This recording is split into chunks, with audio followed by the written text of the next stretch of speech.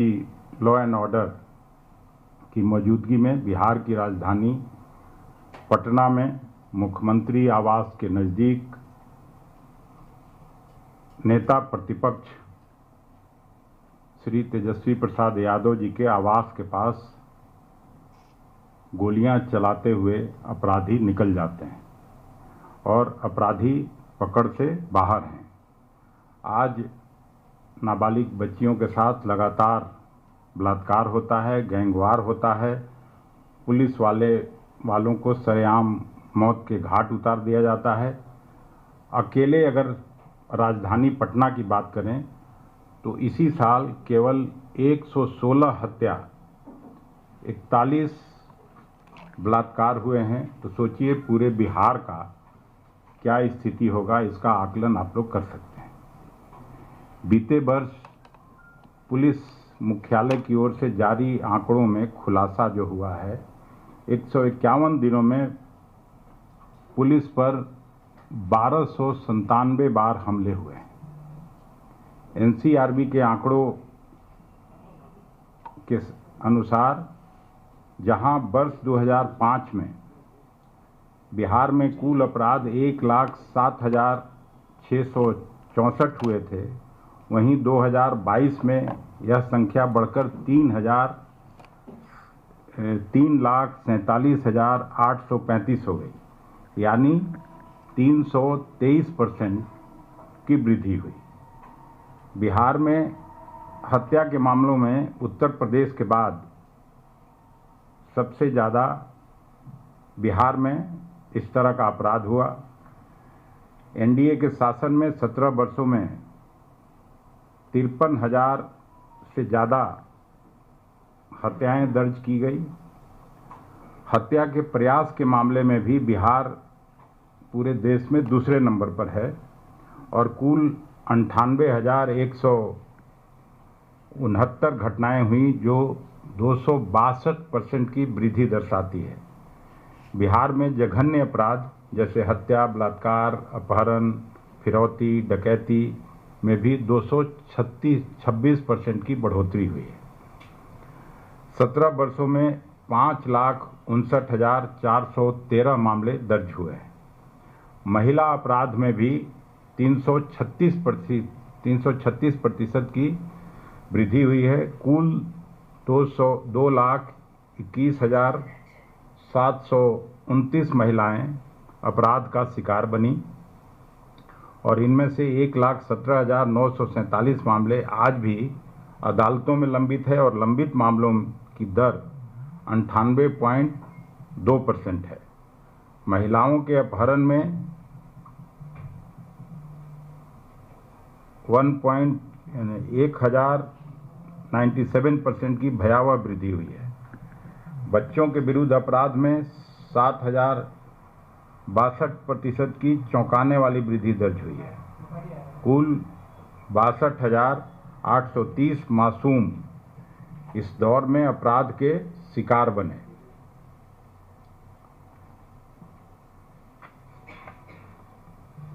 दलित उत्पीड़न के मामले में बिहार उत्तर प्रदेश के बाद फिर दूसरे नंबर पर है।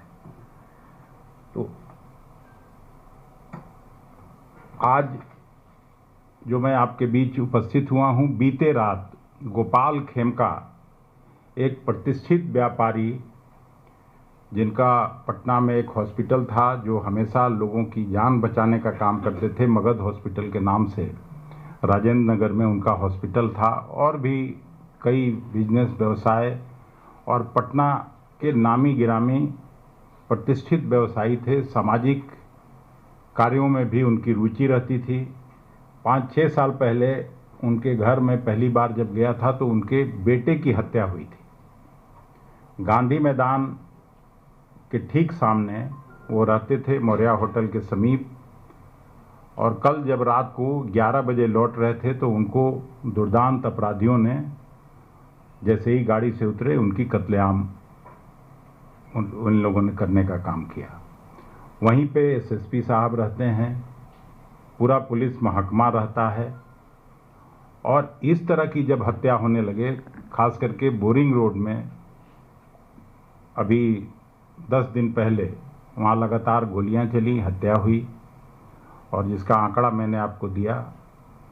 3 दिन पहले सिवान के मलमलिया में 3-4 लोगों की हत्या हुई, और कोई ऐसा जिला नहीं है जहां पर रोज हत्याएं नहीं हो रही हैं। और अब ये ऊपर चला गया है। बिहार की जनता, जो नौकरी पेशा लोग हैं, जो छात्र नौजवान लोग पटना शहर में रहते हैं या बिहार के दूर दराज के इलाके में रहते हैं, उनको भगवान भरोसे छोड़ दिया गया है। और ये तब जब ज़्यादा होता है जब भारतीय जनता पार्टी के साथ नीतीश जी का गठजोड़ होता है। उस समय हत्या, बलात्कार और बच्चों के साथ जो अन्याय होता है वो ज़्यादा बढ़ता है। हम आज यहाँ से मांग करते हैं राज्यपाल जी के हस्तक्षेप का। राज्यपाल जी को तुरंत हस्तक्षेप करना चाहिए। बिहार ऐसी त्रासदी के दौर से गुजर रहा है कि उनको सरकार पर दबाव डाल के और केवल हत्या, अपहरण और ये जो गुंडा राज है एनडीए सरकार का, उस पर विधानसभा का सत्र बुलाएं। दूसरी तरफ जो एसआईआर वहाँ करने का फैसला इलेक्शन कमीशन ने किया है, अभी हम लोग मिले भी थे 11 पार्टियों के लोग, उस पर कोई कार्रवाई नहीं हो रही है। 2 करोड़ मतदाताओं को मतदाता सूची से बाहर करने का जो एक साजिश हो रहा है, और लोगों को वहाँ एक सोची समझी साजिश के तहत भारतीय जनता पार्टी को जो चुनाव जीतने का तिकड़म है, इलेक्शन कमीशन उनके इशारे पर काम जो कर रहा है, उसके लिए कम से कम 2 दिन का विधानसभा का सत्र राज्यपाल जी बुलवाएं सरकार को पर दबाव डाल के, ताकि इस पे चर्चा हो सके और लोगों के जान माल की सुरक्षा हो सके। इसी बात के लिए मैं आपसे आज बात करना चाहता था, और हम लोगों की खास करके कांग्रेस पार्टी की स्पष्ट मांग है कि सरकार को चाहिए कि 2 दिन का सत्र बुला के और इस पे चर्चा करे और इसका सॉल्यूशन निकाले। धन्यवाद। इसके मुतल्लिक कोई सवाल हो तो पूछ लिया जाए। राज्यपाल से हस्तक्षेप की मांग होती है, किस तरह की हस्तक्षेप की मांग कर रहे हैं? राष्ट्रपति शासन वगैरह डिमांड कर रहे हैं? नहीं, राष्ट्रपति शासन हम नहीं डिमांड कर रहे हैं। ये जो गुंडा राज स्थापित हो गया है बिहार में, और जिस तरह से पटना की राजधानी में मतलब गोपाल खेमका को गोली लगी, उनकी हत्या हो गई, लेकिन ये तो सीधा सरकार के सीने पर हमला है गुंडों के द्वारा। और ये केवल पहली घटना नहीं है, ये लगातार, जिसका आंकड़ा मैंने आपके सामने दिया, तो विधानसभा का स्पेशल सत्र बुला के एसआईआर पर और इस पे चर्चा।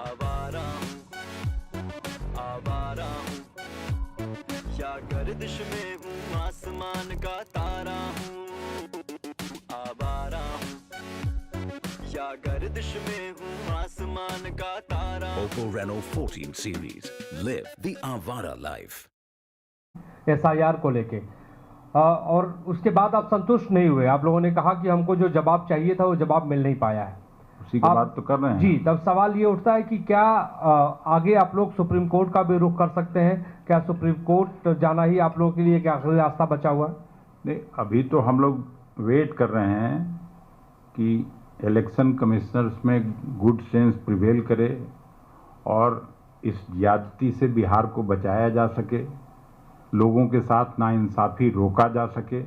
हम लोग इंतजार कर रहे हैं। नहीं तो अंत में तो न्याय के लिए हम लोग जाएंगे, सड़क पर लड़ेंगे, न्यायालय में लड़ेंगे। ऐसा कैसे हो सकता है कि जिस तरह से चाहे उस तरह से इलेक्शन करा ले? फ्री एंड फेयर पोल कराना इलेक्शन कमीशन की जिम्मेवारी है, न कि जो इलेक्शन में जिनको वोट देना है उनको वोट के अधिकार से वंचित करें। एसआईआर बंद करवाना चाहते हैं या ये चाहते हैं कि कम कागजात दिए? नहीं, एसआईआर ये 25 दिन में ह्यूमनली इम्पॉसिबल है। हमने बार बार कहा है, आप लोग जब भी इस तरह का सवाल उठाए हैं कि 2003 में इस तरह का हुआ था एसआईआर, और उस समय 1 साल लोकसभा का चुनाव दूर था, 2 साल बिहार विधानसभा का चुनाव दूर था। तो 25 दिन में ये कहाँ से पॉसिबल है कि 8 करोड़ मतदाताओं का सबसे सर्टिफिकेट, मेरे जैसा हम एमपी हैं, 2 दशक हो जाएगा ये कार्यकाल पूरा करेंगे तो लोकसभा मतलब पार्लियामेंट में होते हुए। पहले तो आधार कार्ड बनाया गया, सबसे महत्वपूर्ण कागज अब आधार कार्ड हम लोगों के लिए हो गया। अब इसमें आधार कार्ड के आधार पर भी आप वोट नहीं दे सकते हैं। तो जितने तरह के सर्टिफिकेट का मांग करें उसमें तो मैं भी शायद वोटर लिस्ट से बाहर हो जाऊं। ये जिस तरह का नया इलेक्शन कमिश्नर लोग आए हैं, तो जिस तरह का रुख अख्तियार कर रहे हैं, तो उसमें तो हम लोग सब बाहर हो जाएंगे सर। और 25 दिन के अंदर जो नौकरी पेशा लोग हैं, जो मजदूरी करने के लिए दूसरे राज्यों में आ रहा है, वो बार बार वहां जाएगा, अपना सर्टिफिकेट दिखाए कि अपना काम करे। धन्यवाद। आपने राज्यपाल से यहाँ पे मांग करी है कि वो विशेष सत्र बुलाए और वहाँ पे चर्चा हो, तो क्या इंडिया गठबंधन की तमाम जो दल हैं वो राज्यपाल से मिलने जाएंगे? इस पूरे मामले को लेकर आप लोग समय मांगेंगे, मुलाकात करेंगे राज्यपाल से? तो यहाँ की बात भी तो राज्यपाल जी तक पहुंची जाएगी आप लोगों के माध्यम से। नहीं, आपने यहाँ से मांग की है, जरूरत पड़ी तो जिस तरह से इलेक्शन कमिश्नर से हम लोग मिलने आए, वहां भी मिलेंगे। न्यायालय भी जाने का रास्ता है हम लोगों के पास, सड़क पर भी प्रदर्शन करने का रास्ता है। वो सब जो लोकतंत्र में हम लोगों का अधिकार है उसका उपयोग करेंगे। सर मेरा सवाल ये है कि 14 जून को ही तमाम जो महकमा था उसमें फेरबदल हुआ था, और उसके बावजूद अभी जो गोपाल खेमका के परिवार ने आरोप लगाया कि 1.5 से 2 घंटे तक पुलिस नहीं पहुंची। ये सच्चाई है, वही तो बोला, मैं पहले भी बोला कि पूरे बिहार की जनता को भगवान भरोसे छोड़ दिया गया है। वहाँ शासन प्रशासन नाम की कोई चीज़ नहीं है, और नीतीश जी जिस हालत में हैं, उनको भारतीय जनता पार्टी का जो नेतृत्व है वो उनको कठपुतली बना के रखा है। उनका कुछ नहीं चल रहा है, मैं साफ तौर पर ये कहना चाहता हूँ। धन्यवाद। अखिलेश जी, मेरा सवाल ये है कि आपके ठीक पीछे जो पोस्टर है बिहार में और गुंडा राज आपने तुलना की है, और बिहार में पिछली सरकार जंगल राज ये नारा रहता था। अब जब चुनाव ज़्यादा दूर नहीं है, एक बड़ा मुद्दा क्या ये बनेगा कानून व्यवस्था के नज़रिए से? पीएम मोदी का भी प्रस्तावित दौरा है, जब वो लगातार बिहार का दौरा कर रही हैं, तो एक बड़ा मुद्दा महागठबंधन की ओर से कानून व्यवस्था का मुद्दा रहेगा। तो लोगों की सुरक्षा, जान माल की सुरक्षा शायद सबसे अहम है किसी भी सरकार के लिए, किसी भी समाज के लिए। इससे बड़ी बात कुछ हो नहीं सकती है। 20 साल अब नीतीश जी के अगुवाई में ये सरकार बिहार में पूरा करने जा रही है, और अब भी जंगल राज और दूसरे सरकारों से तुलना अगर कोई कर रहा हो तो फिर भगवान ही मालिक है। 20 साल कोई कम होता है? 20 साल उनका हो गया, 11 साल इनका हो गया। और बिहार की क्या स्थिति है आप किसी से छिपा नहीं है। आज हम लोग इस गुंडा राज पर ही बात करने के लिए आपसे आए। सर, ये जो खेमका जी की हत्या हुई है उसमें आप लोग की मांग है, एक तो आप लोग मांग कर रहे कि राज्यपाल हस्तक्षेप करे, लेकिन जो जांच अब तक गठित की गई है उससे आप लोग संतुष्ट हैं, या किसी के खिलाफ कार्रवाई की भी मांग करे पुलिस प्रशासन? इस तरह का कागजी कार्रवाई तो हर हत्या में, हर बड़े घटना में होता है, लेकिन जब तक आमूल चूल परिवर्तन नहीं होगा शासन में, प्रशासन करने के तौर तरीके में, नीतीश जी को जिस तरह से बांध के रखा गया है भारतीय जनता पार्टी के लोगों के द्वारा, उसमें कहाँ से संभव है? नीतीश जी अगर पहले वाले नीतीश जी होते तो हमको लगता है कि नैतिकता के आधार पर इस्तीफा देके चल दिए होते, लेकिन उनको एक कठपुतली बना के चलाया जा रहा है। एक सवाल है एसआईआर से, क्योंकि एक एसआईआर से पूर्व मुख्य चुनाव आयुक्त हैं एसवाई कुरैशी, उन्होंने ये जो प्रक्रिया एसआईआर की उस पर सवाल खड़ा किया है, लेकिन उन्होंने उसी लेख में लिखा, आर्टिकल में, कि जो दस्तावेज जमा करने की अंतिम तारीख है, कई सवाल खड़े के पूरी प्रक्रिया पे जो टाइमिंग है, लेकिन उन्होंने एक सुझाव दिया कि दस्तावेज जमा करने की अंतिम जो तिथि है उसको बढ़ाना चाहिए चुनाव आयोग को। क्या इस सुझाव पे आप लोग सहमत होंगे? कल एक बड़ा लेख मैंने इंडियन एक्सप्रेस में भी देखा, आप लोग भी पढ़े होंगे। ये ह्यूमनली इम्पॉसिबल है इतने कम समय में। इसलिए इसको तुरंत मुझे लगता है कि वापस करना चाहिए। सही समय पर चुनाव होना है तो ये हो नहीं सकता है। जी बिहार यूपी से ही जुड़ा हुआ सवाल है। हिंदी भाषा को लेकर राज ठाकरे एक बार फिर बिहार और उत्तर प्रदेश को निशाने पर ले रहे हैं। वो कह रहे हैं कि हिंदी भाषा बोलने वाले यूपी बिहार के लोग जो हैं वो आर्थिक रूप से पीछे हैं और ये लोग हमें फिर हिंदी सिखा रहे हैं। क्या हमें आर्थिक रूप से पीछे करना चाहते हैं? तो आप राज ठाकरे की क्यों बात करती हैं? वहाँ भी भारतीय जनता पार्टी की सरकार है और हमेशा से बिहारियों के साथ सौतेलेपन का व्यवहार ये लोग करते रहे हैं, जहाँ भी भारतीय जनता पार्टी की सरकार हो। ये कोई नई बात थोड़ी है। वहाँ वोट मांगने जरूर जाएंगे, वहाँ बिहार को नए नए सपने दिखाए जाएंगे। प्रधानमंत्री जी अभी जाने वाले हैं चंपारण में। मैं वहाँ का प्रतिनिधित्व कर चुका हूँ। 2014 के चुनावी सभा में उन्होंने वहीं पर कहा था कि इस बंद चीनी मिल के चिमनी से धुआं निकलेगा और अगली बार मैं जब आऊँगा तो इसी चीनी मिल के चीनी से मैं आप लोगों के साथ बैठकर चाय पीऊँगा। क्या हुआ? न चिमनी से धुआं निकल रहा है, न चीनी बन रहा है। फिर वहाँ जाके अब इस बार क्या कहेंगे? हम आप फिर आगे बैठेंगे तो बात करेंगे। धन्यवाद। आप कह रहे हैं कि नीतीश कुमार को बीजेपी ने बांध कर रखा है। पुराने नहीं हो सकता था। ये आप भी जानते हैं और हम सब बिहार के लोग जानते हैं। सर जदयू कह रही है कि बिहार में संगठित अपराध नहीं है। जदयू कर रही है कि बिहार में संगठित अपराध नहीं है, यहाँ पर फ्रैक्शंस में क्राइम्स हो रहे हैं। इस व्याख्या से बिहार के लोग खुश होंगे कि संगठित अपराध नहीं है। और संगठित अपराध नहीं है तो ये क्या है? जो सिवान की घटना हुई उसके बारे में आप पता करिए ना। 3-4 लोगों की हत्या हुई है 2 दिन पहले मलमलिया के पास।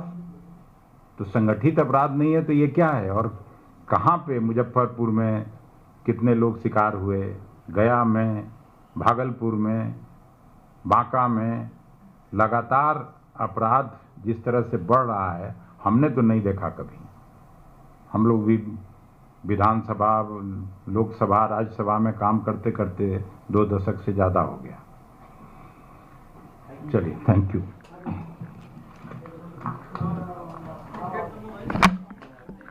समय था जब पूरा बिहार शांति, सद्भाव, ज्ञान और तप की स्थली के रूप में जाना जाता था, जो आज गुंडों द्वारा गोलियों की आग उगलती जा रही है।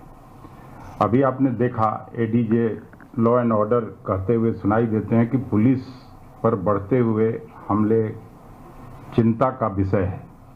दूसरी ओर एडीजी लॉ एंड ऑर्डर की मौजूदगी में बिहार की राजधानी पटना में मुख्यमंत्री आवास के नज़दीक नेता प्रतिपक्ष श्री तेजस्वी प्रसाद यादव जी के आवास के पास गोलियां चलाते हुए अपराधी निकल जाते हैं और अपराधी पकड़ से बाहर हैं। आज नाबालिग बच्चियों के साथ लगातार बलात्कार होता है, गैंगवार होता है। पुलिस वालों को सरेआम मौत के घाट उतार दिया जाता है। अकेले अगर राजधानी पटना की बात करें तो इसी साल केवल 116 हत्या, 41 बलात्कार हुए हैं। तो सोचिए पूरे बिहार का क्या स्थिति होगा, इसका आकलन आप लोग कर सकते हैं। बीते वर्ष पुलिस मुख्यालय की ओर से जारी आंकड़ों में खुलासा जो हुआ है, 151 दिनों में पुलिस पर 1297 बार हमले हुए हैं। एनसीआरबी के आंकड़ों के अनुसार जहां वर्ष 2005 में बिहार में कुल अपराध 1,07,664 हुए थे, वहीं 2022 में यह संख्या बढ़कर 3,47,835 हो गई, यानी 323% की वृद्धि हुई। बिहार में हत्या के मामलों में उत्तर प्रदेश के बाद सबसे ज़्यादा बिहार में इस तरह का अपराध हुआ। एनडीए के शासन में 17 वर्षों में 53,000 से ज़्यादा हत्याएं दर्ज की गई। हत्या के प्रयास के मामले में भी बिहार पूरे देश में दूसरे नंबर पर है और कुल 98,169 घटनाएं हुई, जो 262% की वृद्धि दर्शाती है। बिहार में जघन्य अपराध जैसे हत्या, बलात्कार, अपहरण, फिरौती, डकैती में भी 226% की बढ़ोतरी हुई है। 17 वर्षों में 5,59,413 मामले दर्ज हुए हैं। महिला अपराध में भी 336% की वृद्धि हुई है। कुल 2,21,729 महिलाएं अपराध का शिकार बनी और इनमें से 1,17,947 मामले आज भी अदालतों में लंबित है और लंबित मामलों की दर 98.2% है। महिलाओं के अपहरण में 1,097% की भयावह वृद्धि हुई है। बच्चों के विरुद्ध अपराध में 7,062% की चौंकाने वाली वृद्धि दर्ज हुई है। कुल 62,830 मासूम इस दौर में अपराध के शिकार बने।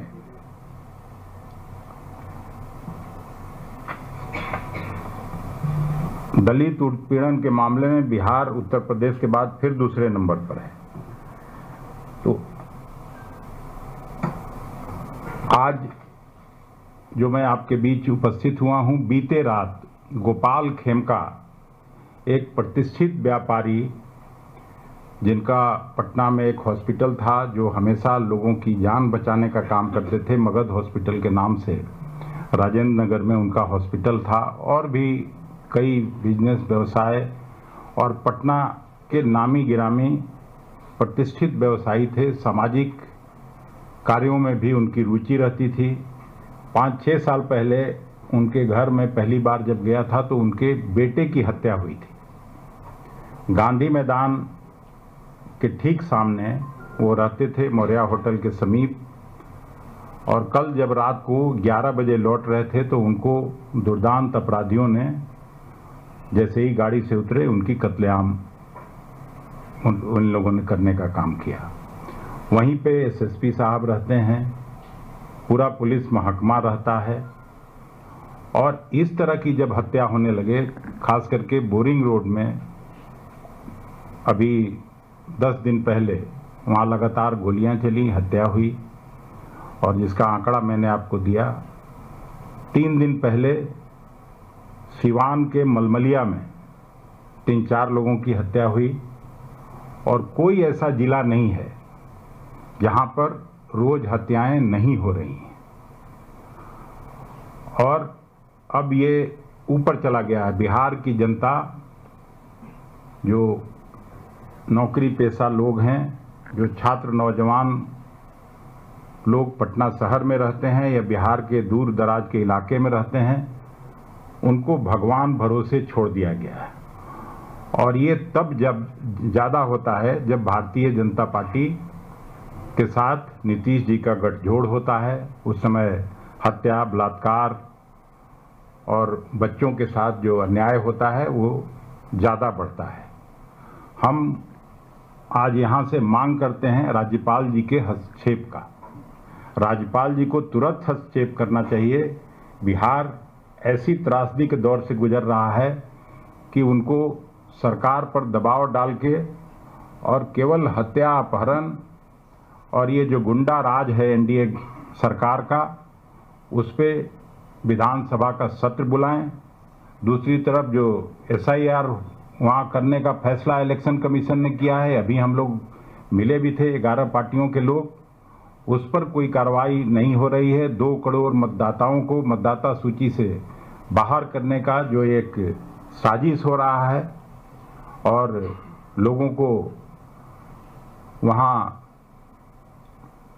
एक सोची समझी साजिश के तहत भारतीय जनता पार्टी को जो चुनाव जीतने का तिकड़म है, इलेक्शन कमीशन उनके इशारे पर काम जो कर रहा है, उसके लिए कम से कम 2 दिन का विधानसभा का सत्र राज्यपाल जी बुलवाएं सरकार को पर दबाव डाल के, ताकि इस पे चर्चा हो सके और लोगों के जान माल की सुरक्षा हो सके।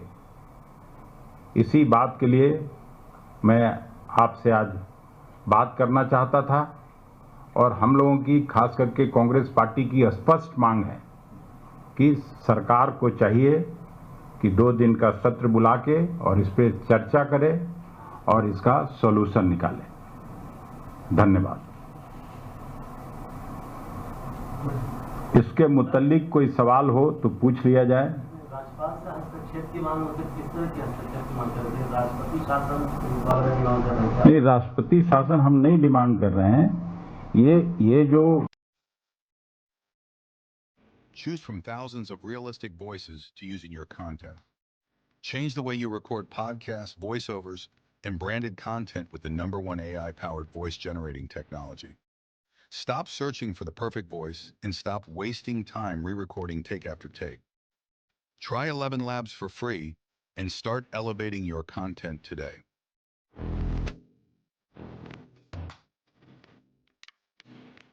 निकलना चाहिए।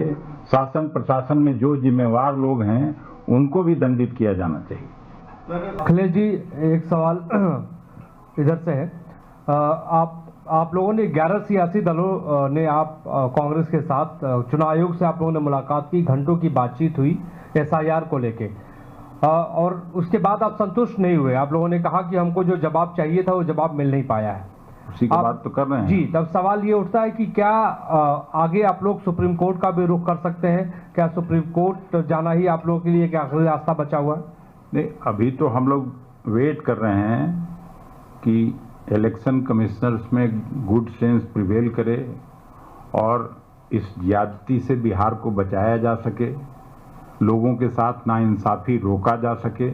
हम लोग इंतजार कर रहे हैं। नहीं तो अंत में तो न्याय के लिए हम लोग जाएंगे, सड़क पर लड़ेंगे, न्यायालय में लड़ेंगे। ऐसा कैसे हो सकता है कि जिस तरह से चाहे उस तरह से इलेक्शन करा ले? फ्री एंड फेयर पोल कराना इलेक्शन कमीशन की जिम्मेवारी है, न कि जो इलेक्शन में जिनको वोट देना है उनको वोट के अधिकार से वंचित करें। SIR बंद करवाना चाहते हैं या ये चाहते हैं कि कम कागजात दिए? नहीं, SIR ये 25 दिन में ह्यूमनली इम्पॉसिबल है।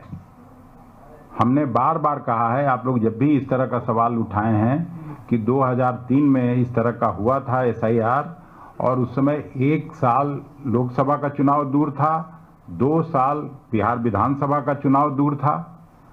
तो 25 दिन में ये कहाँ से पॉसिबल है कि 8 करोड़ मतदाताओं का सबसे सर्टिफिकेट, मेरे जैसा हम MP हैं, 2 दशक हो जाएगा ये कार्यकाल पूरा करेंगे तो लोकसभा मतलब पार्लियामेंट में होते हुए। पहले तो आधार कार्ड बनाया गया, सबसे महत्वपूर्ण कागज, अब आधार कार्ड हम लोगों के लिए हो गया। अब इसमें आधार कार्ड के आधार पर भी आप वोट नहीं दे सकते हैं।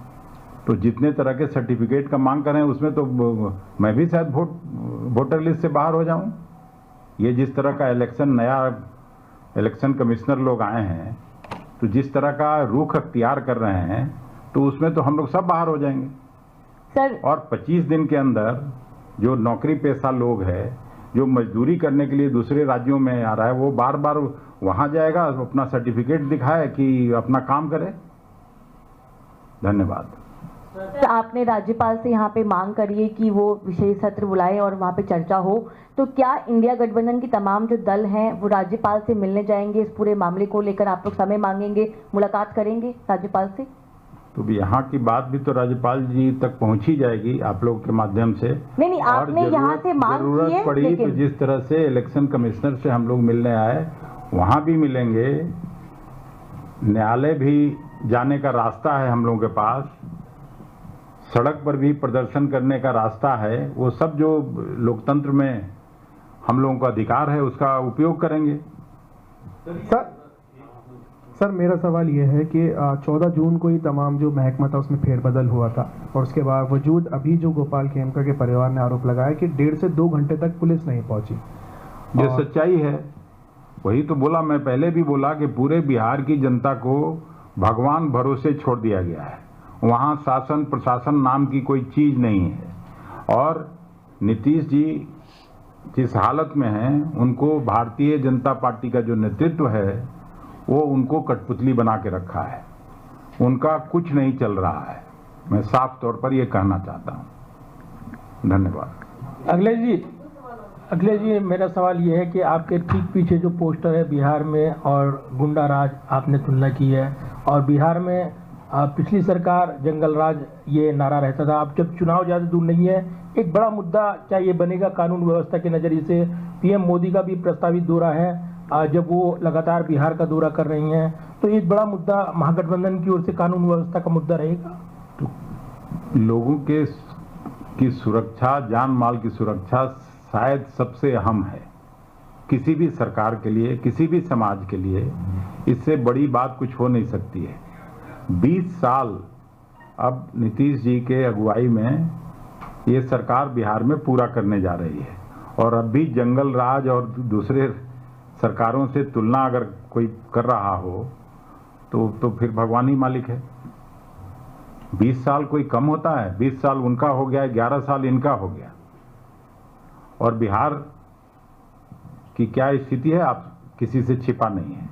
आज हम लोग इस गुंडा राज पर ही बात करने के लिए आपसे आए। सर ये जो खेमका जी की हत्या हुई है उसमें आप लोग की मांग है, एक तो आप लोग मांग कर रहे कि राज्यपाल हस्तक्षेप करे, लेकिन जो जांच अब तक गठित की गई है उससे आप लोग संतुष्ट हैं या किसी के खिलाफ कार्रवाई की भी मांग करे पुलिस प्रशासन? इस तरह का कागजी कार्रवाई तो हर हत्या में, हर बड़े घटना में होता है, लेकिन जब तक आमूल चूल परिवर्तन नहीं होगा शासन में, प्रशासन करने के तौर तरीके में, नीतीश जी को जिस तरह से बांध के रखा गया है भारतीय जनता पार्टी के लोगों के द्वारा, उसमें कहाँ से संभव है?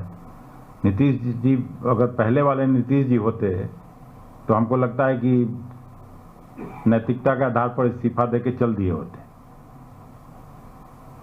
लेकिन उनको एक कठपुतली बना के चलाया जा रहा है। एक सवाल है एसआईआर से, क्योंकि एक एसआईआर से पूर्व मुख्य चुनाव आयुक्त हैं एसवाई कुरैशी, उन्होंने ये जो प्रक्रिया एसआईआर की उस पर सवाल खड़ा किया है, लेकिन उन्होंने उसी लेख में लिखा आर्टिकल में कि जो दस्तावेज जमा करने की अंतिम तारीख है, कई सवाल खड़े के पूरी प्रक्रिया पे जो टाइमिंग है, लेकिन उन्होंने एक सुझाव दिया कि दस्तावेज जमा करने की अंतिम जो तिथि है उसको बढ़ाना चाहिए चुनाव आयोग को। क्या इस सुझाव पे आप लोग सहमत होंगे? कल एक बड़ा लेख मैंने इंडियन एक्सप्रेस में भी देखा, आप लोग भी पढ़े होंगे। ये ह्यूमनली इम्पॉसिबल है इतने कम समय में, इसलिए इसको तुरंत मुझे लगता है कि वापस करना चाहिए। सही समय पर चुनाव होना है तो ये हो नहीं सकता है। जी बिहार यूपी से ही जुड़ा हुआ सवाल है। हिंदी भाषा को लेकर राज ठाकरे एक बार फिर बिहार और उत्तर प्रदेश को निशाने पर ले रहे हैं। वो कह रहे हैं कि हिंदी भाषा बोलने वाले यूपी बिहार के लोग जो हैं वो आर्थिक रूप से पीछे हैं और ये लोग हमें फिर हिंदी सिखा रहे हैं। क्या हमें आर्थिक रूप से पीछे करना चाहते हैं? तो आप राज ठाकरे की क्यों बात करती हैं? वहां भी भारतीय जनता पार्टी की सरकार है और हमेशा से बिहारियों के साथ सौतेलेपन का व्यवहार ये लोग करते रहे हैं, जहां भी भारतीय जनता पार्टी की सरकार हो। ये कोई नई बात थोड़ी है। वहां वोट मांगने जरूर जाएंगे, वहां बिहार को नए नए सपने दिखाए जाएंगे। प्रधानमंत्री जी अभी जाने वाले हैं चंपारण में, मैं वहां का प्रतिनिधित्व कर चुका हूं। 2014 के चुनावी सभा में उन्होंने वहीं पर कहा था कि इस बंद चीनी मिल के चिमनी से धुआं निकलेगा और अगली बार मैं जब आऊँगा तो इसी चीनी मिल के चीनी से मैं आप लोगों के साथ बैठकर चाय पीऊँगा। क्या हुआ? न चिमनी से धुआं निकल रहा है, न चीनी बन रहा है। फिर वहाँ जाके अब इस बार क्या कहेंगे? हम आप फिर आगे बैठेंगे तो बात करेंगे। धन्यवाद। आप जो है कि नीतीश कुमार को बीजेपी ने बांध कर रखा है पुराने जैसे रहते भाई मैं जिस नीतीश कुमार नीतीश कुमार को उनकी जिम्मेदारी से आजाद कर दें, उनकी कोई जिम्मेदारी नहीं है ये जो घटना हो रही है या लॉ एंड ऑर्डर का मामला? नीतीश कुमार जी को जितना मैं जानता हूं, नीतीश कुमार जी ओरिजिनल नीतीश कुमार जी होते तो ऐसा नहीं हो सकता था। ये आप भी जानते हैं और हम सब बिहार के लोग जानते हैं। सर, जदयू कह रही है कि बिहार में संगठित अपराध नहीं है। जदयू कर रही है कि बिहार में संगठित अपराध नहीं है, यहाँ पर फ्रैक्शंस में क्राइम्स हो रहे हैं। इस व्याख्या से बिहार के लोग खुश होंगे कि संगठित अपराध नहीं है, और संगठित अपराध नहीं है तो ये क्या है? जो सिवान की घटना हुई उसके बारे में आप पता करिए ना, 3-4 लोगों की हत्या हुई है 2 दिन पहले मलमलिया के पास। तो संगठित अपराध नहीं है तो ये क्या है? और कहाँ पे, मुजफ्फरपुर में कितने लोग शिकार हुए, गया में, भागलपुर में। ऐसा पुरुष लोग का मुंह में दही जमा